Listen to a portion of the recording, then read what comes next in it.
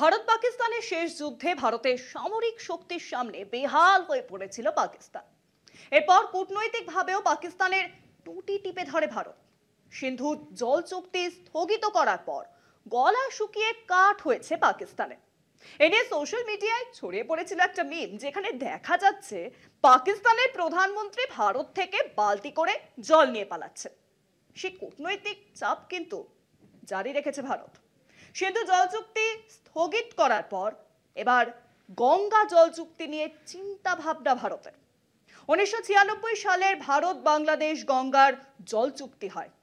30 বছরের চুক্তির মেয়াদ শেষ হচ্ছে 2026 সালে।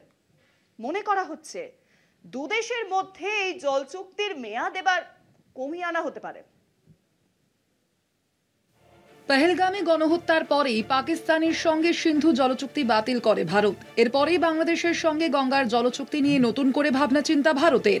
1996 সালে ভারত বাংলাদেশ 30 বছরের গঙ্গার জলচুক্তি স্বাক্ষরিত হয়। 2026-এ শেষ হতে চলেছে সেই জলচুক্তির মেয়াদ। গঙ্গার জলচুক্তি নবীকরণ করতে চাইছে বাংলাদেশ।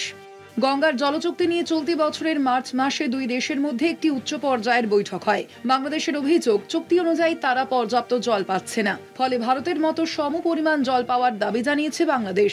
এদিকে ভারত সরকারের পক্ষ থেকে এই বিষয়ে নতুন করে চিন্তা ভাবনার ইঙ্গিত দেওয়া হয়েছে।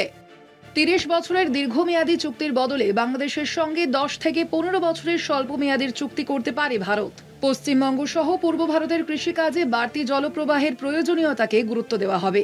কলকাতা বন্দরের স্বাভাবিক কাজকর্ম বজায় রাখার জন্য গঙ্গার প্রবাহকে ব্যবহার করে জলস্তর বাড়িয়ে রাখার বিষয়টিকেও ভাবা হবে।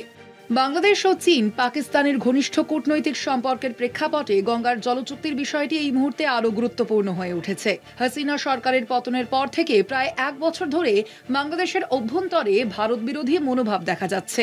এই পরিস্থিতিতে গঙ্গার জলবন্টন চুক্তি নিয়ে বড় সিদ্ধান্ত নেওয়ার কথা ভাবছে ভারত সরকার। আগেই সিন্ধু জলচুক্তি বাতিল করে পাকিস্তানকে সন্ত্রাস বন্ধে কড়া বার্তা দিয়েছে ভারত। এবার গঙ্গার জলচুক্তি নিয়ে বাংলাদেশকেও কিছুটা চাপে রাখতে চাইছে ভারত। কলকাতা টিভি।